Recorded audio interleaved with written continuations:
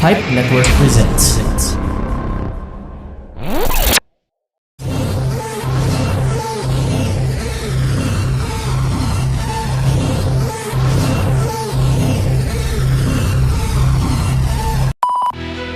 Welcome to your unfiltered Tagalog Wrestling Podcast. This is the LTG Show Podcast.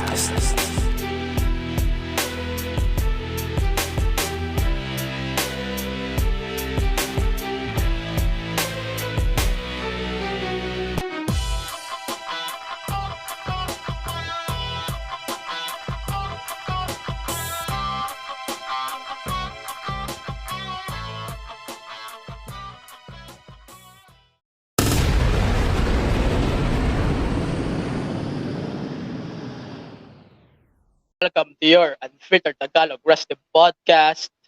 And this is the MTG Show Podcast, a wrestling podcast, the anniversary show, episode number 51, and the season 2 premiere of this podcast. Thank you, live studio audience. Okay, sige. Ayan. So, hi Jude. Before we start, hi Jude. Hey Jude, don't make it bad. Jude of the Geeky Ones. Hello Ayun. guys, kamusta kayo? I hope na maayos lang yung kalagayan nyo tonight. I hope na good lang kayo. Chill-chill lang kung ano yung mga pinaggagawa nyo sa buhay. Sa kabila noong pandemya and everything, politics, wrestling, drama, whatever. Alisin nyo lang Wrestling yan just for tonight. Alisin nyo lang yan for tonight. And tiyak ko sa inyo, hindi kayo mag-enjoy. Mauumay kayo sa amin. Eto, so, happy anniversary. Thank you nga pala. Oh. Ayun, butik na namin makalimutan. Ayun, ano anniversary nga nga ba pala. nakalimutan natin? Anniversary nga pala ng DMT Show Podcast tonight. Today. Actually, today. Ayun, happy anniversary sa atin. Congrats, Pards, congrats. Thank you very much. Eto, so, before we start this pod, basically, we're going to give a tribute nga pala kay New Jack, a ECW legend, na kung saan namatay siya during the weekend. He passed away. So, konting katahimikan lang before we start. Thank you. Okay.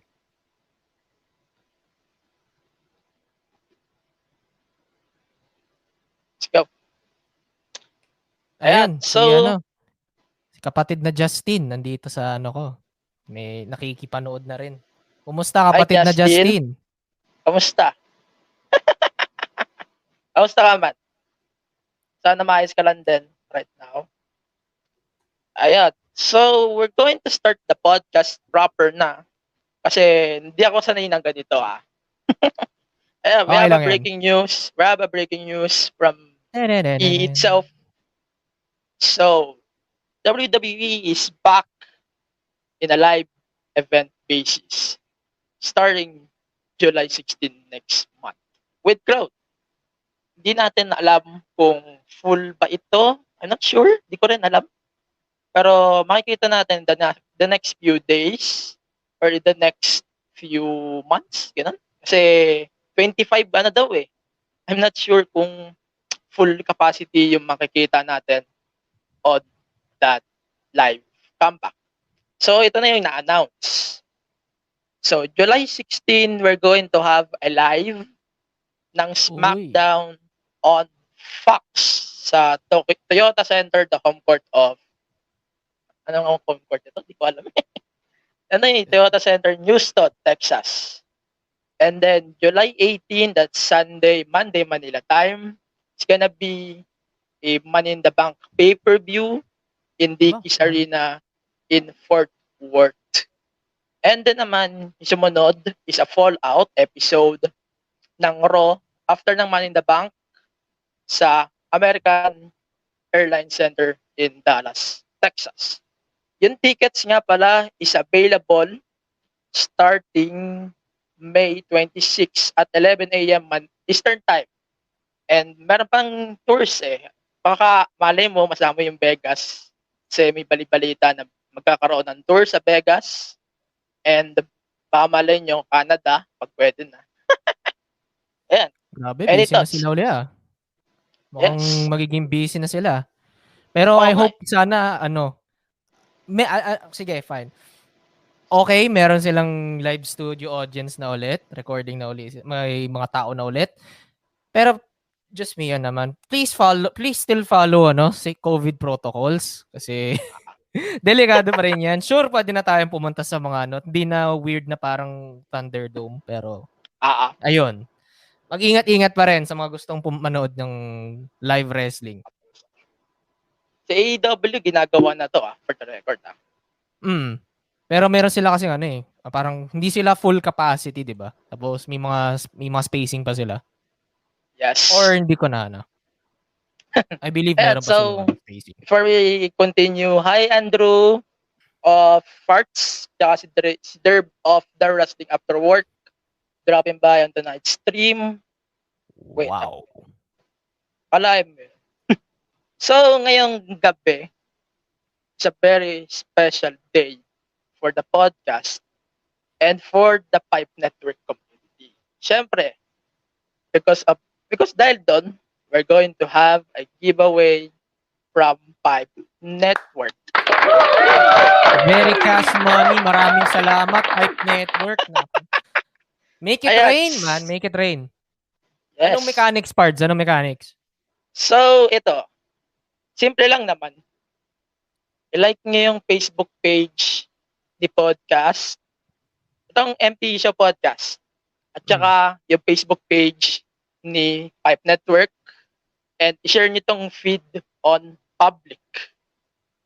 Second, ito yung malupit eh. Since naka-Undertaker t-shirt ako ngayon, Aba. hulaan nyo kung ano yung pampitong match ni Undertaker inside Hell in a Cell. Dapat kasama yung date, name of opponent, at saka yung date. Ay, yung event name nung match. Sabi ni Mark Angelo Sarino, easy money daw. Mukhang alam na niya yung sagot ah. Okay. Pahirapan na ba natin? Pati yung commentators na rin ba? Kailangan alam din. Ito yung catch. Message nyo lang kay Pipe Network Facebook page yung inyong sagot with the screenshots and your answers. And tsaka syempre naman, magantay kayo until the end of the episode for the winner. Of course. Kasi kung wala kayo, hindi namin bibigay. Papalitan namin yung winner. Papalitan yung winner ko. Wait lang, talaga siyang hirap mag-scroll. Sige, kaya mo yan. Damn it. Kaya wait lang, pasa muna tayo habang wala. Ayan, nagtatag. Ano. Nagtatag na. Okay. Nagtatag na. Damn it. Ayan, let's continue with our regular programming here tonight. Napapawisan na ako eh. Sobrang kabado ako eh. Okay lang yan. Kalma ka lang. Joke lang. So before we continue on our regular programming, alam nyo ba na meron na tayong marketplace here in Pipe Network? Do you need a business opportunity na pwedeng makatulong sa'yo na kumita ka habang nasa bahay ka lang? So, syempre, meron na tayong Pipe Marketplace. So, visit Pipe Marketplace. So, visit pipenetwork.co/marketplace and gamitin nyo yung code ko na TMTGSP para makakuha kayo ng discounts. Meron din kami dyan food, items, or kung ano-ano pa na makikita nyo lang sa Pipe Marketplace. Siyempre, i-advertise din naman namin yan sa buong show. Yeah, yun lang. So, Pipe Marketplace. Bagong-bago yan sa Pipe Network. Basta Pipe Network, siyempre. High quality Pipe yan. lang malakas. Pipe lang malakas. May ganyan din ba sa parang tayo pa lang ata may ganyang kalokohan ah. Parang tayo pa lang ata. Di ko rin alam. So, let's continue with our... Meron man sa labas, wala tayong pakialam dyan. Ayan. Okay. Wohoy! Wohoy! Sorry, ayan na. ito na. Let's start with our 5 takes. We have a new segment here on the show. I'm going to give you 5 wrestling news na kung saan, syempre, nangyari in the past few days. Pawis na rin ako. So, yeah. Teka lang. We're going to start with the biggest news from last week's or this week's events.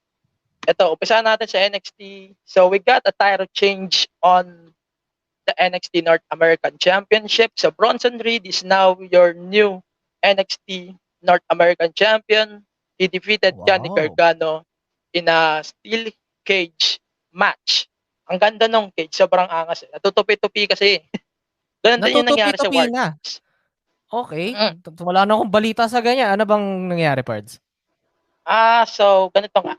So, wait lang. Bronson Reed defeated Johnny Gargano in a ano ba tawag dito?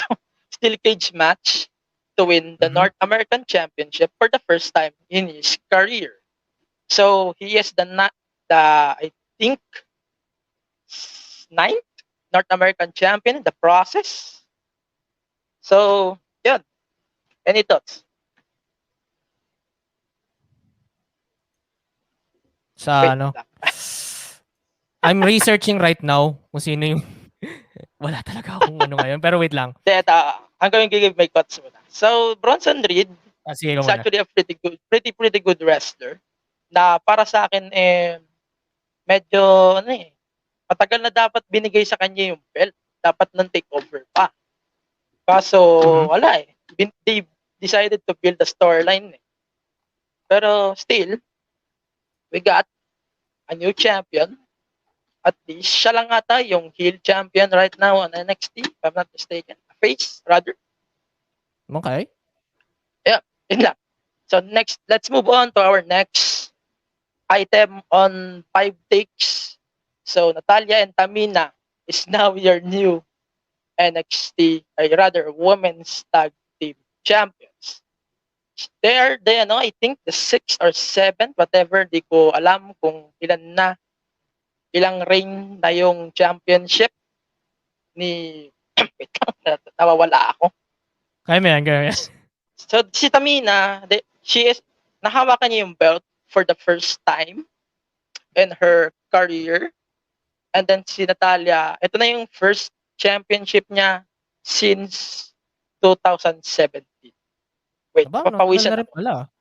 Yes. Any thoughts? Natagalan na rin pala. Okay, sige. Who are these people? Sobrang out of date na talaga ako. I am sorry, ladies and gents. Pero, I think deserving naman nila. Yes. I think they did wonderful in that match. And, I hope they did some very amazing maneuvers. may mana lang eh. Kahit naman ako kanina, bakit? Ayan, Sige. so ako, I'm going to give my opinion na. So, sa akin naman, okay lang. Kasi sa totoo lang naman, wala naman silang halos na tag teams sa women's division. Mhm. And gusto kong may tatalo man sa kanila na gusto kong mangyari man. Feeling ko, isa lang Ay, gusto ko makita ko na mag-champion na for the first time yung Riot Squad. I wish na na lahat na siguro ng tag teams mahawakan nila yung championship. Para kahit papaano magkaroon naman ng prestige since medyo masama yung image ng championship. Medyo bago pa to, di ba? Yep. Parang di pa ako masyadong verse dito sa Women's Tag Team Championship eh.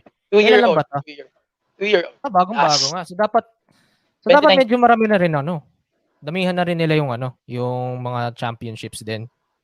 Build some good teams. Sobra na nga I'm not sure. Pero kailangan medyo malaman din nila na may caliber na rin ng mga babae sa wrestling.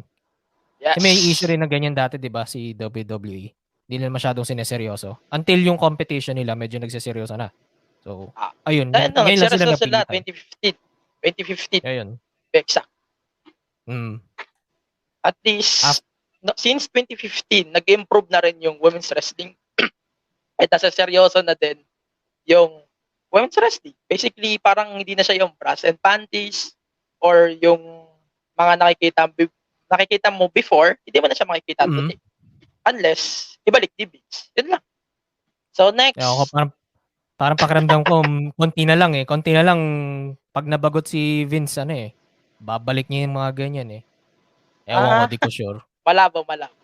Marami silang sponsored. Mahirap na. Sige, sabagay. Mahirap na rin. So, next, we got a bunch of released talent from last 2 days. For the past 2 days, nagkaroon sila ng a lot of wrestling releases. It includes former Imperium member Alexander Wolf, nalimutan ko tuloy. Si Jessamine Duke, four horsewomen ng MMA. And then, marami silang na-release, including, Drake Works, wrestling referee sa NXT. Yeah, marami silang na-release doon. I don't remember the names to be exact. Any thoughts? Ako muna, bibigay mo na ako thoughts. So, Grabe. grabe Bakit daw sila kasi. Bakit daw sila na-release ba? I don't have any Bakit sila na-release daw? Wala akong ideya. Basta napagtripan na lang nila Napagtripan na lang nila? Siguro, si Alexander Wolf kasi, nag-post sa social media niya na mag-e-end na yung contract niya by June 16 or 17, I think. And parang early giveaway. Ganun. Kay Alexander Wolf lang yun. Hindi ko alam sa iba. Ko. Meron ditong, may announcement dito nga. Na may nakita akong article dito. Yan, tama. June 15. Yes. June 15 daw. June 15. Pero sa naman, I hope I hope they get better prospects in other promotions. Kung wala talaga dito sa sa WWE. I hope they get something better off somewhere else. Ayun, any thoughts daw kay Anong Shaquille O'Neal on AEW? Okay, sige. Okay, sige. Anong nangyayari kay Shaquille O'Neal? Bakit nasa AEW siya? Ganito. Kasi March pa yun eh. Nung March pa. God damn it. Ako medyo gets ko pa yung kay Mike Tyson. Medyo gets ko si Mike Tyson kasi medyo related yung nila. Pero bakit si Shaquille O'Neal anong ginagawa ni Shaquille O'Neal doon? Sige, i-rundown mo lang sa akin I'm going to explain, man. Si Shaq, if you remember, nag-compete siya sa WrestleMania 32 in Dallas. Okay. Andre the Giant. Since then, if I'm not mistaken, hindi na nagpakita si Shaq sa Instead, nagpakita siya sa AEW. And then, ayun, naka-feud niya nga si Cody Rhodes. If tanda mo naman si Cody Rhodes. Yeah. Ayun nga, di na nga bumalik si Shaq. Tama si Ricky. Ayun, di na nga bumalik si Shaq. And publicity then, stunt? Publicity siguro. Yan ang nakikita ko, publicity. Tapos, excuse me. Ayun nga, nagkaroon nga ng match sa Dynamite, AEW Dynamite before the pay-per-view on March 7, yung kabalagan ng AEW. Ayoko nang ikwento ng mahaba. Kasi sobrang kabalaghan. Katarantaduan talaga. Ayoko nang ikwento. Sige. Basta yun nangyari yun. Basta the event that must not be named. Ayun. Di naman not be named. Ayoko lang talaga yung mention. Sige. Let's move on. We got Will Ospreay is no longer the IWGP World Heavyweight Champion due to the neck injury that he suffered last May 4th at Dontaku. Hindi ka na makaka-relate dito, so I'm going to explain this really quick.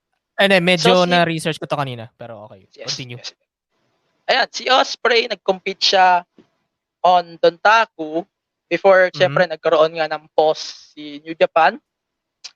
And then, nag-suffer siya ng injury doon sa match na yun. Unfortunately, na-vacant na yung championship and mag-a-announce na lang si New Japan ng match or tournament siguro pag nabalik na yung pag goods na lahat. Siguro kasi may canceled events kasi recently sa Japan. We're not sure if kailan babalik. At mag-a-announce din naman si New Japan anytime soon. Siguro i-update ko na lang kayo here the pod. Ayan, we're done with the Okay. 4th item. So we got the 5th item. So wait lang. Ayan, Moose is now your number 1 contender for the Impact Championship. So ito nga, nagkaroon nga ng Impact event. I'm not sure kung paano ko siya i-explain kasi hindi siya pay-per-view eh. So that's a Impact Plus event. Parang, alam mo, WWE Network. Ganon ang trato nila dito. So, Moose defeated 5 other men in a 6-pack challenge to become the number 1 contender for the championship. And then, ngayon naman, sa June 12, mga kalaban ni Moose, si Kenny Omega, the current AEW AAA champion and Impact Wrestling champion, in a match for the Impact Championship on another Impact Plus event, which is Against All Odds, pay-per-view. Also, in-announce na rin ng Impact na mag-take place na yung pay-per-view on July 17, which is Sunday sa atin, Manila time. Slammiversary pay-per-view. Ayan, ang Slammiversary nga pala, if you remember, that's a counterpart kay SummerSlam, if I'm not mistaken, sa E. Ganon. If you know wrestling naman in E, malalaman mo rin siguro yan. Good. Okay. So let's move on with our first statement, opening statement. Before we go to the commercial break, anong first impression mo sa Backlash na to? Backlash pay-per-view. May nabalitaan ako mga zombie. Pag nung nabalitaan ko yon, puta na parang, what the hell is going on? Tapos ni-research ko ng konti. Okay, sige. Medyo maaga para sa Halloween. Pero masyadong late para sa isang April Fool's joke. Masyadong maaga para sa isang Halloween special. Pero pwede na, I think pwedeng gumana. Pero zombies, man? At the same time, meron, if I remember, meron silang pay-per-view na may extreme or horror shit. And wala eh, parang san natungo yung mga pay-per-views nila. Out of nowhere na eh. Jesus. Nga, pero nangyari nga. Hell in a Cell. I guess sa ano na lang yun siguro. Sa aspect na lang ng storytelling yung sinusubukan nilang gawin. Pero, ang weird pa rin eh. Ayan, so, in-announce na rin pala ni E na magkakaroon nga ng Hell in a Cell on June 20 sa Thunderdome pa din. Basically, Thunderdome pa din. Ayan, may tanong si Ricky before we go to the commercial break. Paano yung Revo Pro title? I don't know. Wala akong ideya eh. Pero baka vacant din yan for sure. Yun ang siguro magiging fate niyan sa championship. Yan. Para kasi sa movie ni Batista. Okay. Wala eh. Kahit sabihin ko para sa movie ni Batista, babaw ng reason nila eh. Ganun, babaw. Ito, final na talaga before we go to the commercial break. Thoughts sa teaser ni Impact na may yes ni Daniel Bryan, Bullet Club, Iconics, rumors ba to o para manood pa sa kanila? Ganito yan eh. May nanonood naman sa Impact eh. Ang problema lang, kasi sa Impact ngayon, maayos mo sila mag-build ng stories eh. Pero ang nakikita ko kasi sa kanila, parang fino-focus lang nila kay Kenny yung championship. The main crown na Impact. And yung battle, yung battle boy, yung Dragon Boy, yung ultimate opportunist ganon ni Impact is hindi nila magamit because of what I call tawag ba dito? Partnership. Ang labo eh. Pero nalalabuan pa ako. Siguro if makapanood pa tayo ng maayos-ayos na Impact. And yung sa teaser naman, in the other hand, ito, lagi ko to sinasabi sa show, wala akong pake hanggat hindi ko nakikita yung mismong talent. That's it. So for now, it will we're going always to take be rumor. Always rumor be a na si rumor. Mm. Hindi nyo, ganun parang hindi mo pwede paniwalaan ng madali yung rumor. Kasi hindi lahat ng rumor totoo. Yun lang. So, we're going to take a break and pagbalik natin, we're going to talk about the Backlash pay-per-view na and this will be Mania. Yeah, we're going to take a break. Let's check our podcast on Pipe Network.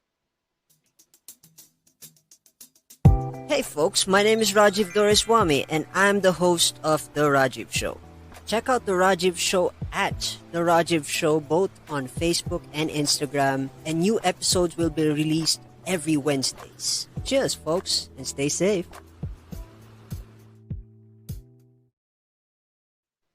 And we're back. We're back. Sorry guys, napasigaw ako.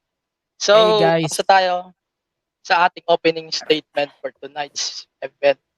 Let's move on to the most important match of the pay-per-view, which is the Universal Championship. It's Roman Reigns, the big dog, the tribal chief, the head of the table. Ang daming tawag kay Roman. Basta niya yan. Marami na. Oo. Dami. Against Cesaro. Ito, first title opportunity yun ni Cesaro Spucha for the championship. What a match. Sobrang haba, no? That's a 27 minutes match. Mhm. And para sa akin lang, if storytelling wise, that match is so good. Parang, nakikita ko talaga to. Isang malaking sampal to sa Raw. Kumpara sa Raw, sa storylines ng Raw nowadays. Kasi, Raw, hindi siya watchable. Kasi itong SmackDown talaga, kitang-kita natin sa, ano ba tawag dito? Kitang-kita natin yung difference ng Raw and SmackDown. And siguro, pagka nanood ka ng Raw, siguro, masasabi mo na, ay putang, pangit nito. Kasi, pag nagpunta ka ng SmackDown, maninibaguan ka. Syempre, maraming may ayaw kay Roman because of his character. And, yung killeran niya ngayon as the Universal Champion. Napakaganda. Smooth. Sobrang smooth. Wala akong masabi. Pero ako, in my opinion naman, sa post-match na gusto kong punahin dito sa episode na to. What? Makakuha na naman tayo ng Cesaro versus Rollins? Like, are you serious? Parang seryoso ba sila dito? Kasi tinalo na ni Cesaro rather, ng 2 beses si Rollins, WrestleMania and the SmackDown, Old School, whatever, kung pangalan ng show na yun. And ang labo pa rin parang di pa rin nila talaga bibigyan ng lubos na push si Cesaro for championship. Siguro, di ba malapit na rin magka-crowd? Doon ko na-feel na magka-champion si Cesaro. Yun lang. Pag meron ng mga tao. Any thoughts? Regarding dun sa yung kay Cesaro and actually, I think may potential sila talaga. I think pag binigyan nila ng pagkakataon si Cesaro na mag-Universal Championship, mukhang magiging maganda ang run niya. As long as they don't fuck up everything else. Pagbigyan niyo si pwedeng, sabihin natin next pay-per-view, mayroon ulit na sabihin natin, pagbigyan na natin si Roman Reigns ulit Cesaro, pero nanalo si Cesaro naman doon. Magkakaroon na naman sila ng mas matinding rivalry. Ayun. Pangit ng ending ng laban o may Rollins tsaka Usos. Yak. Ako, dito na yung sasabihin ko. Maganda yung laban, pero regardless of what the hell is going on that feud, ang labo Yun ang nakikita ko Pero, dahil nanonood naman kayo ng SmackDown, siguro malalaman nyo kung ano yung progress ng storyline. And makikita nyo rin naman Kasi nanonood naman kayo, right? Eto, sabi, di na natapos yung feud. Legit. Ito naman, di naman talaga natapos. It will never end. Ganyan sila gumawa ng long-term stories. Minsan palpak, minsan I don't know. Hindi ko na alam. Ayan, may giveaway daw. Oh, may giveaway tayo. Sinabi na namin kanina Oo. sa start ng show. Baka nakakalimutan nyo lang naman. May giveaway kami. Alam niyo na yon. Kung sino yung pampitong match na Undertaker inside Hell in a Cell. Plus, ilike nyo yung podcast page. Ilike nyo yung Pipe Network Facebook page. Siyempre, share nyo na rin tong post natin tonight, tong stream natin tonight. Public. And then, i-PM nyo si Pipe Network for the answer. Ayan, let's move on to our second match of Backlash, WrestleMania Backlash. So that's the WWE Championship. That's Drew McIntyre, Braun Strowman, and the champion, Bobby Lashley. Ako ulit magbibigay una. Para sa akin, that's a good match. Pero ako, nag-expect kasi ako na ilalabas na si Drew sa equation na to after ng Backlash eh. Parang mawawala na siya sa title picture for some time. Pero at the same time, parang nakikita ko din na if si Drew yung susunod na champion ulit, and then sino makakatalo kay Lashley ngayon? Parang ganun eh. If si Lashley gagawin nilang dominant champion, tapos papatalo nila ulit kay Drew, or tatalo nila ulit ni Bobby si Drew. Ganun yung naiisip ko every time na naiisip ko tong match na to.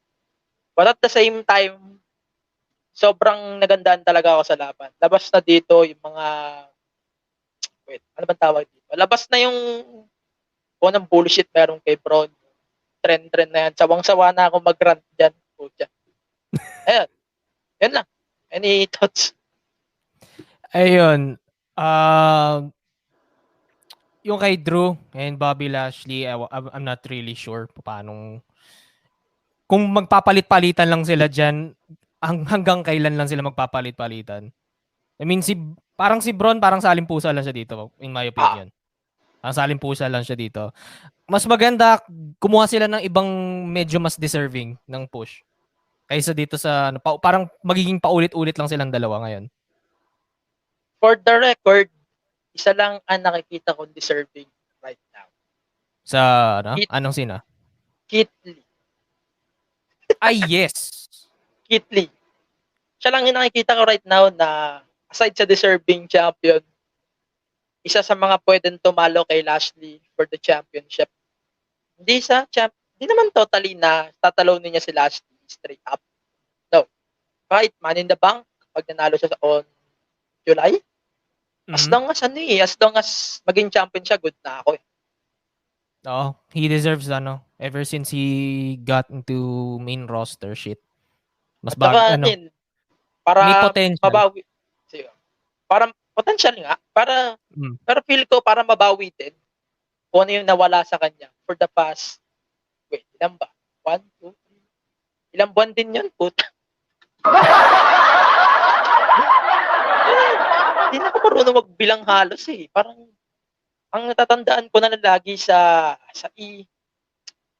Drew, Lashley, Miz, Morrison, Charlotte. Pucha, sawang-sawa na.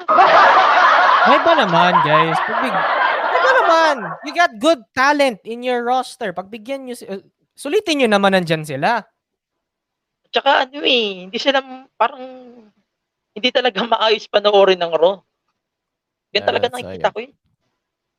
So, kaya SmackDown yung top, So yung SmackDown yung top show ngayon. Yes. Literally, top show right now in the WWE. Let's move on with our next stuff. Ito na yung inaabangan natin. Gusto ko talaga magmura dito. Seryoso. Sige, pagbibigyan kita, go. That's a lumberjack match. Ano ba ang tama dito? Lumberjack zombie. Uy! Sakit sa ulo. Ulit. Lumberjack zombie. Ang labo eh. Ayoko na. So, magbibigay na lang ako ng opinion ko. Kasi mabilis okay, na. I'm going to give my thoughts. I know Miz is injured during that match. Parang ang labo. But he deserves a break, seriously. Pero I wish tapos na yung feud ni Miz, Morrison, and ni Damian Priest. For God's sake. Tapusin na nila. Umay na ako. Sobra. Umay na ako dun sa feud nila since WrestleMania. And wala na rin sense eh. Wala na rin pagtutunguhan. Yun ang nakikita ko. Yun lang. Bakit to lang yung excuse nila para magkaroon ng break dun sa sa feud? Pero ang labo pa rin, hindi siya logical eh. Hindi logical eh. For starters, nasaan sila nakuha ng zombie? Ano yun? I think that's a talent din from the roster. Imagine mo na lang. Or mga trainees. Ganun.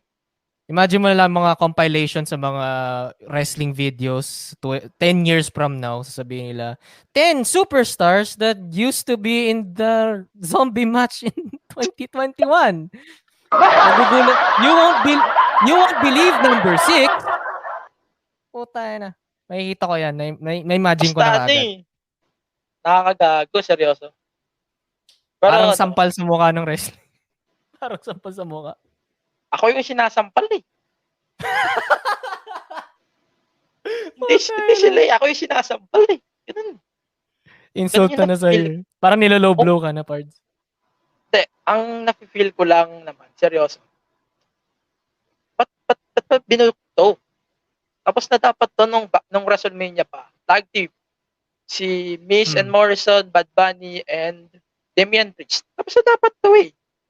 Hindi na dapat in-extend pa nung after WrestleMania. Labo eh. Labo lang. Sobrang labo. Sobrang, alam mo yun, At this point, parang ginagatasan na lang nila eh. Kung ano pa yung magagatas nila dun eh. Pero parang walang-wala na talaga. Lumber match. Lumber beam match. Actually. Labo. Basta ang labo. Ayoko na So, let's move on with our next stuff on that thing. We have a SmackDown Women's Championship match. Bayley versus Bianca Belair for the championship. I'm going to give a really quick thought on this. Ano lang to? Filler lang to. Nakikita ko filler lang to. Yun lang. At least nakakita na tayo ng match. Nakikita natin yung potential ni Bianca doon sa championship. And as long as mahawak niya yung championship for a long. Pero dapat hindi yung kagaya ng kay Bayley. 300 something days. Yun lang. Thoughts. Kung filler lang, kung filler lang sa tingin mo yan, parang, I guess, sana may magawa pa silang mas matino in the future. Kung mukhang filler lang siya para sa'yo. Yan. Wala. Maganda pa. Wala eh. Kung filler, edi filler. Pwedeng nandyan siya, pero pwede mo na lang skip, pinanood mo ulit. Parang ganun. Hindi siya yung parang memorable, kumbaga. Parang ganun ba yan? Yung naging dating sa'yo, parang hindi memorable kung ano yung nangyari. Kamusta si Becky Lynch? Buntis pa rin pa ba? Reserve na siya, reserve. Di pa natin alam kung kailan babalik. Kasi pag bumalik si Becky, habang naka-Thunderdome pa sila, parang walang dito. Parang walang magiging hakot sa kanila. Ganun ganun nakikita ko. Hakot crowd kasi yan si Becky. So, parang hinihintay na lang siguro nila yung crowds ulit. Kahit konting tao lang pumunta. Para may talagang sisigaw. Yun lang. Ganun lang kami nakikita ko. So, move on tayo. We're going to take another commercial break. And let's check our podcast on Pipe Network. And, if you want to learn something new or useless about the world around you, why don't you try listening to the Banyu Podcast Reflushed on Spotify, Anchor, or any podcast app that you use? Diba? Sino kaya yun?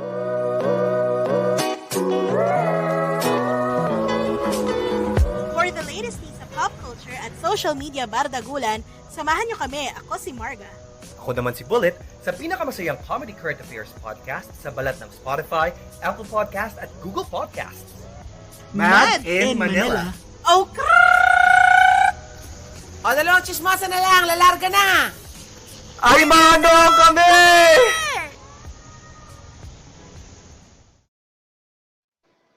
Yeah, we're back. Ayun. Sino kaya yun? Yung naunang ano? Sino Parang- kaya yun? Ganda ng boses eh. Sino kaya yun? Hindi ko rin Parang kilala. may, parang may potential maging ring announcer. Coach. Ayan, Okay. so, Game. bubuo na tayo. So, Yep. ito, kanina nag-umpisa tayo sa dulo, main event. Ngayon, mag-umpisa tayo sa opener match. So, Okay. that's the Raw Women's Championship triple threat match, Rhea Ripley versus Asuka versus Charlotte Flair for the title. And kung saan ay na-retain pa rin ni Rhea yung championship. For me naman ito, bibigay ko lang opinion ko. Real quick. Deserve pa rin dapat talaga ni Rhea yung championship. Dapat talaga ma-retain pa din in the first place. Mhm. Regardless on who the hell is the challenger. As long as wag talaga nila ipahawak kay Charlotte yung championship. I'm okay with it. Yun lang. Yun lang yung sa akin. Si Asuka, for sure, she's out of the title picture right after that match. Definitely. Pero hindi natin sure kasi mayroon pa nun after WrestleMania Backlash and hindi ko sure kung ano yung nangyari pero mukhang magkakaroon pa ata ng isa pa na match. Mhm. I don't na between them, Rhea, Asuka, and Charlotte. Pero as long as talaga na hindi mananalo si Charlotte, I'm okay with it. Pang-ilang panalo na ba ni Charlotte yung ano? Ilang beses niya nahawakan yung championship na to ba? Anong pagkakatanda Laro? mo? Ah, Hindi ko tanda yung Raw lang.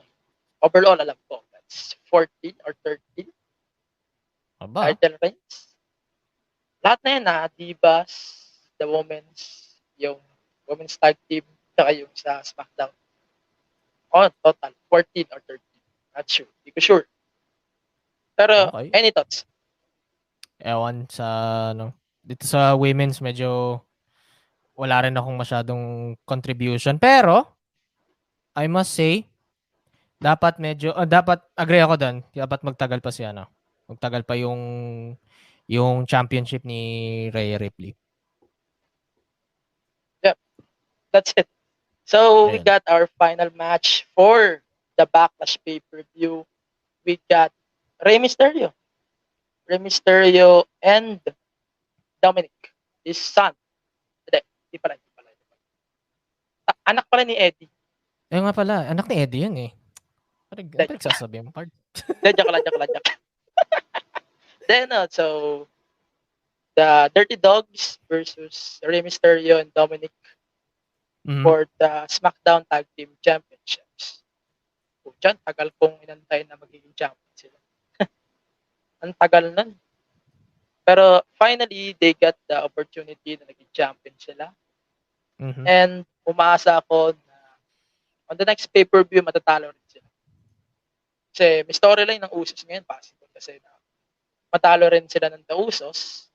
Kasi nakikita ko na posible magsama ulit si Jimmy at si Jay. Tapos possible din na matalo ng Alpha Academy. Yun din nakikita ko din sa pwedeng challenger for the championship. Yep. Any thoughts? I guess dun sa Usos ako. Yung makakalaban sila ng Usos. Sila yung mas nakikita kong ngayon eh. Sila yung mga mas napapadalas kong nakita sa mga clips. And parang kasi may connection sila kay sa Universal Champion. So pwede nilang bigyan din sa parang magiging dominant yung yung pamilya ni Roman Reigns ngayon. Imagine mo. Parang magiging dominant sila. Merong Universal at the same time may champion, may din. Tawag dito, may tag team championship din. Sana lang kulang. More or less, parang sana lang. Pero pero sa tingin mo, hulaan mo, ilang pay-per-view tatagal yung reign ni Dominic at ni Rey Mysterio? Yan, di ako masyadong certain. Kasi sa mga nakita kong clips, parang, ewan ko, magiging, ewan ko, sacrilegious siguro masasabi ko dito. Sacrilegious siguro to. Pero parang never ko nakitang nanalo si Dominic ever since pumasok siya ng ano. Wala lang akong balita, pero parang wala pa ako nakikitang clip na nanalo siya. Either nabubugbog siya, o napipinfall yung tatay niya dahil sa kanya. Yun yung nakikita kong clips. Parang wala pa akong Siguro, nakikitang nananalo siya. wala, hindi rin ako makakita. Pay-per-views kasi hindi rin ako makakita. Siguro sa show, o sa mga SmackDown. Ganun. Ayun, wait lang, basahin mo natin yung comments. Pat Ito. McAfee. Ay, putang. Ba't pinasok mo yan?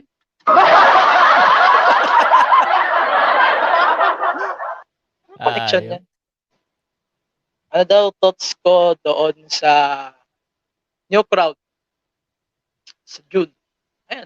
Na-mention na namin kanina. Na-mention na namin. Tapos, Push Road. Singles.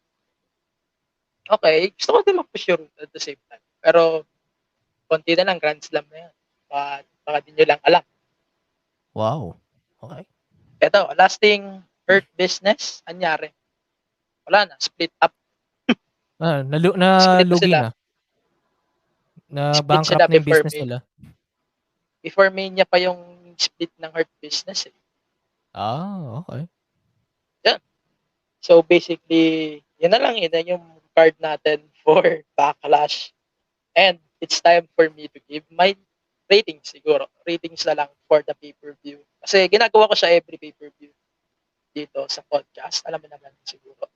If nakikinig ka dito, na nire-rate ko halos lahat ng matches. Regardless na sa kung ano yung nangyayari o mangyayari sa isang show. So, ratings. I'm going to do this quick. Raw Women's Championship is 3 out of 5. Sabi ko nga kanina, impressed ako dun sa nangyaring match. Pero, please take Charlotte out of the picture as soon as possible, for God's sake. I'm done with Charlotte. Please take her out. Yun lang talaga sa akin. And then the SmackDown Tag Team titles. Kailangan ba i-mention to? Kasi they deserve the win, but parang sobrang cliche na yung panalo dito ni Dominic tsaka ni Ray sa title. Sobrang cliche na eh. And then, so that's 2 out of 5. The Lumberjack match for the, ano ba? Basta yung zombie, the one with the zombies, yun na lang. The one with the zombies, yun na lang. Sobrang forgettable kasi. Wala, di ko na narrate. Pasensya na guys. Di talaga ako masiyahan. Zero na. Wala, hindi talaga. Wala ang rate doon. And then the SmackDown Women's Championship is 2 out of 5. The 2 championships, the WWE and the Universal, is 4 out of 5. Ayan. So, before we continue with our regular programming, commercial ulit tayo. Kasi medyo, pamalat na ako. Kaya mo yan. Tingnan natin yung comment. Sige lang. Shoutout po ay Mabs. Ate Mabs, imusta? Hello. Sige, we're going to take another commercial break and pagbalik natin, top questions na tayo. Debate ka. Gusto ko mag-debate. Catch the Pizarro Tales weekly as we tackle issues about education and share experiences about teaching. Hosted by James Australia, available on your favorite podcast platforms. Ayan, we're back. Bilis na. So, eto na. Kasi nagpa-post ako lagi sa social media ng podcast kung ano or whatever. Pero ito yung question natin for this week. The best Hell in a Cell match is, ikaw na mag-umpisa.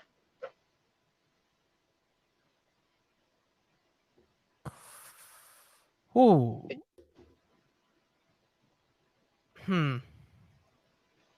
Wala ako. Sige. sabi dito, Mankind versus Undertaker daw. I would agree. It's an Okay. iconic match. Iconic yan. Pwede. Medyo tatak na yan. Pero hindi ko sure kung may magtatap pa dyan. Hindi ko Wala pa sure kung siguro. mayroong makapag-tap. I don't think may makapag-tap doon. Sa'yo muna. Ano yung top match mo inside Hell in a Cell? Sino pa ba pwede mahala? Sino ba yung mga memorable ngayon besides sila? I don't know. Hindi ko natanda halos lahat. Pero ikaw, sa tingin mo, sino yung pinaka-memorable sa'yo? Hello? Sige. Hello? Sorry, ano yan? Sorry. Medyo naging choppy ako doon bigla. Sorry. Sige. Ano yung para sa'yo yung pinaka-best Hell in a Cell match mo? Kaya lang. Ito, di ko maalala to. Pero Hell in a Cell ba yung ano? Hell in a Cell match ba yung si Shane at si Undertaker? Yes. Hell in a Cell ba yun? Hell in a Cell yun. WrestleMania 32, Dallas, Texas. Hindi siya yung parang ayun, dami. Hindi siya yung parang paborito ko, pero yun yung pinaka-tumatak sa akin ng mga huli dahil alam ko na miss ni Shane yung yung land niya doon eh. Hindi yun yung mga bagay na hindi mo pwedeng mapeke talaga eh. Kahit saan mo anggulong tignan, mukhang masakit eh. Kaya ayun, medyo yun yung tumatatak sa akin. It may not have been a good match. I'm not really sure. Kasi mga clips lang nakikita ko doon.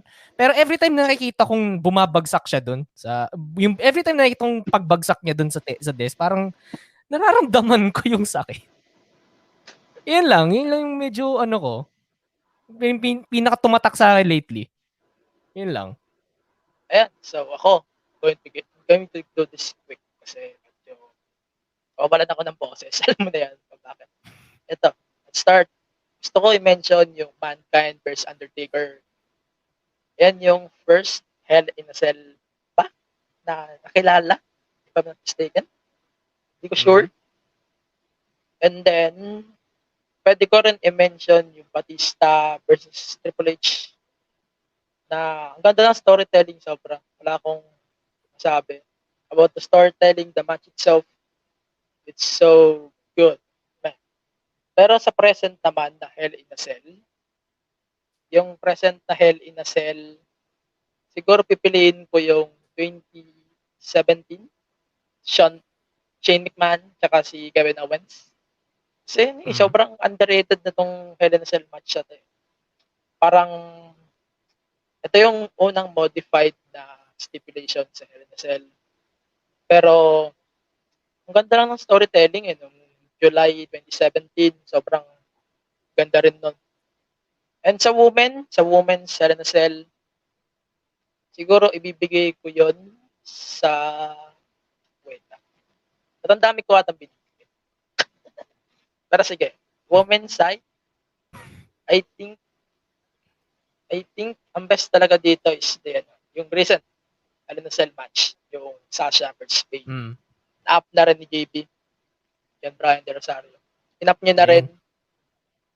Ayan, sobrang ganda rin. Ay, wait lang, nakalimutan pala ako. Yung 2012, Hell in a Cell, yung WrestleMania 28. Sobrang, ayun ka na ibase sa match. Sobrang ganda ng storytelling nito. Wala akong, Lynch versus Banks. Wala, hindi ako masyadong impressed yan.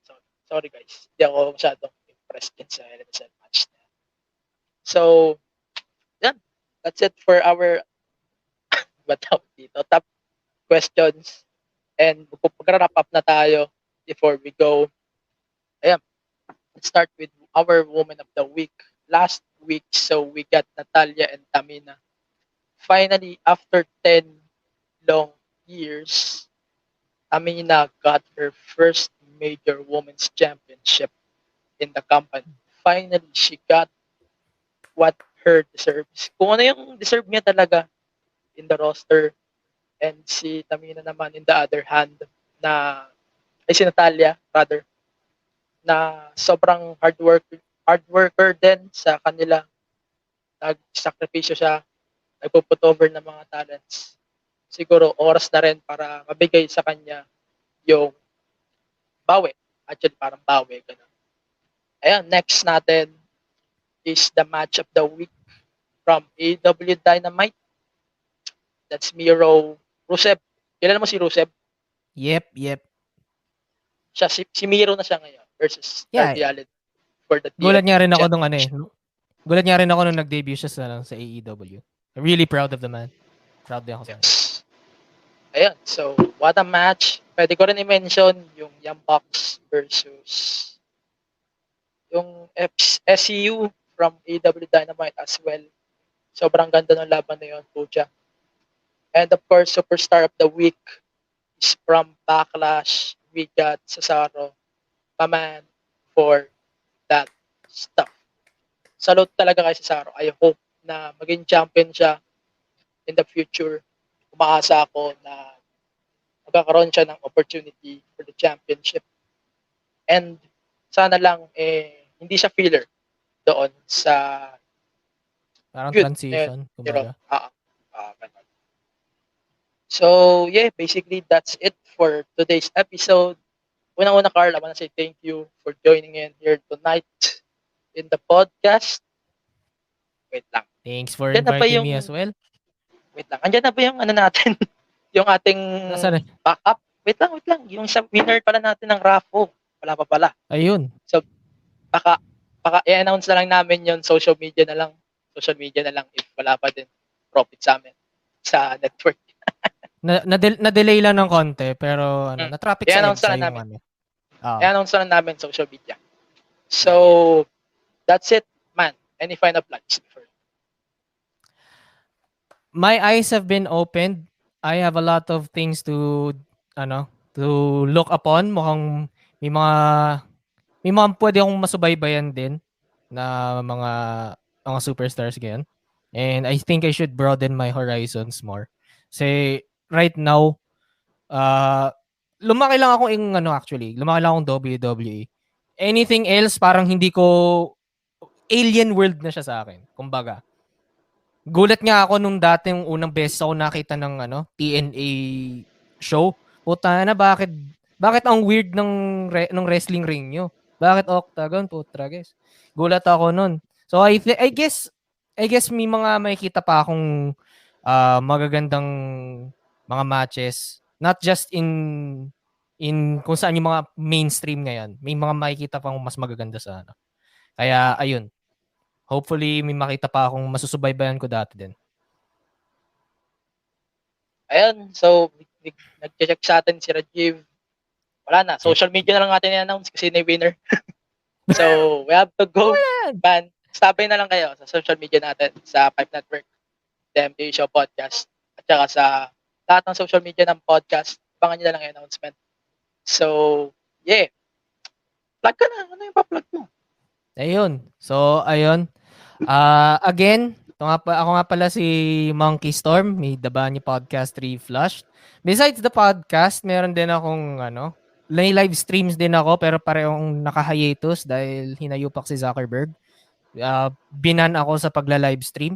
Pero kung gusto nyo, like nyo na lang din ang mga Facebook pages ko until makabalik ako sa streaming. Facebook.com/storiesandpodcasts para dun sa Dabani Podcast 3 Flushed. And then, Facebook.com/itanong mo kay Aquino para dun sa isang Q&A live stream ko. And Facebook.com/CarlsPisonet Gaming for gaming-related streams. Ayun, yun na lang muna. So, yun. Thank you, man. Thank you very much. Thank Bago ka you balis, din. magpa-plug rin tayo. So, ayan. We have to go. So, listen to the podcast every Fridays and sometimes Mondays on your favorite podcast platforms and on the MTA Show podcast app. And then follow the podcast on Facebook, Twitter, Instagram, TikTok, and on Instagram at the MTA Show Pod.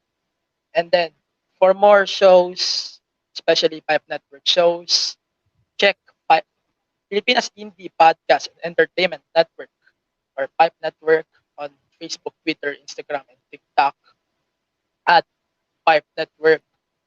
Wait lang, sisinok. And syempre, check nyo din yung website namin sa Pipe. That's 5network.co. Yeah. Ayun. So, and also may personal social media platforms at AG Venera on Facebook, Twitter, IG. And magte-thank you na lang ako sa lahat ng sumama sa amin here tonight, sa mga nanood sa Pipe Network Facebook page, sa mga nanood sa amin sa sa Twitch, nanood sa amin sa podcast page ko sa The MT Show Podcast Facebook page, and sa walang sawa nyo pagsuporta sa Pipe Network and The MT Show Podcast. Maraming salamat sa inyo. Sa lahat ng sumuporta sa podcast since day 1 nga pala, sa mga naging inspiration ko, sa lahat ng mga groups na nakasama namin o nakasama ko sa journey na to during the podcast. Pipe Network, unang-una, I wanna say thank you sa pagtiwala nyo sa akin. Kahit hindi ako katiwala. Hindi naman sa hindi ka tiwala. Ayan, Come on. Thank you pa din, Pipe Network, for that. Thank you very much, Pipe, for that. Thank you din sa mga kaibigan ko, sa mga sumusuporta sa akin sa podcast. And SGF, also the MT Show Podcast Group, sa mga nanonood sa amin sa group, thank you very much. And ang mga groups natin, WWE, PHC, HXC, Podcast PH, yung Wrestling Enthusiast Philippines, saka yung ibang groups na alam nyo na at mga nakikita nyo sa akin o sa mga kung saan pa, kung saan lupalop ng mundo nyo nakikita itong podcast na to. And I hope na makabalik tayo on track after nitong GCQ na to, pinahigpit na GCQ na to.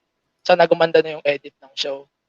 Mag-apology na rin pala ako kasi sobrang pangit ng quality ng mga episodes natin lately since the quarantine was started noong tawag dito. Nag-GCQ ulit. And sorry talaga doon kasi sobrang pangit ng mga episodes natin lately. At least, Ay, parts? Wait lang, may bigla akong nare-receive na breaking news. Mukhang gusto talagang mapa-announce kung sino yung nanalo ngayon para malaman na rin nila kasi parts, kung ako sumali sa mga competition na ganito, kailangan malaman ko na rin talaga kung nanalo ako. Yan, sige. Eto. Wait lang, hinihintay lang natin ng pero I would like to congratulate you on your first year again. I hope you get more episodes. Marami pang mga balita kay Dr. Vinny's Hustle and Tussle Hustle and Tussle. Ano yan? Nakalimutan ko yung sinasabi ko dati. Basta explain mo na lang ko ng mini. Ayan. May bagong tawag na kasi ako sa Dr. Vinny's Hustle and Tussle Kerfuffle. Explain mo na lang kung ano yung mismong mini. Ayun. May bagong tawag kasi sa Yun yung personal na tawag ko sa WWE. Dr. Vinny's Hustle and Tussle Kerfuffle. Ayan. Tatawa Parts, talaga ako. Check mo yung check mo yung PM mo rin para Ayan. Kasi ayun. Ito na. Ayun. PM mo sa akin. Ag-PM mo sa akin. Verify na lang natin. Mamaya. Pag wala, X. So Sige. the winner of our stream here tonight, walang iba kundi wait lang. Tapang dito.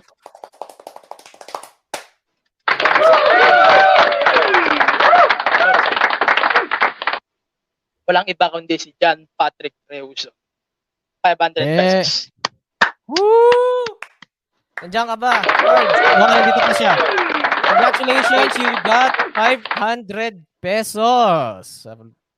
Pero ito, linawin natin. Be-verify pa rin namin Be-verify pa rin namin. Be-verify pa rin namin. So, yeah, that's it for today's episode. Happy anniversary to everyone. Siyempre sa akin. May mga teaser na ng twice, tawarin. Nagpa-flood na sa akin, putangin. Ayun, stay safe, stay reso. See you on the next episode. Mask up, register to vote.